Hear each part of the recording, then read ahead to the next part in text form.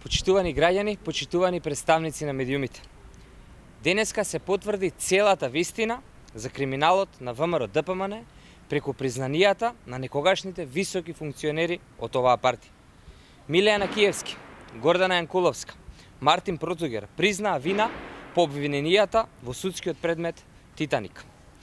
Денешното признание е потврда за целиот криминал на ВМРО ДПМН, за сите изборни измами на режимот предводен од Никола Гривевски. Злосторничко здружување, повреда на избирачкото право, подкуп при избори и гласање, уништување изборен материјал и злоупотреба на пари.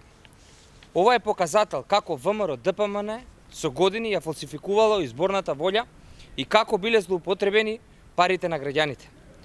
Затоа, во време на ВМРО ДПМН немаше пари за народот, затоа минималната плата беше за половина од сега, само 8.800 денари, затоа платите беа мизерни, а граѓаните едвај преживуваа. Ова е причината и зошто ВМРО ДПМН овие денови отвараат теми кои немаат врска со реалноста. ВМРО ДПМН и Христијан Мицковски немаат образ да зборуваат ниту за плати, ниту за пензии. Треба да се извинат и да ги вратат парите назад кај граѓаните.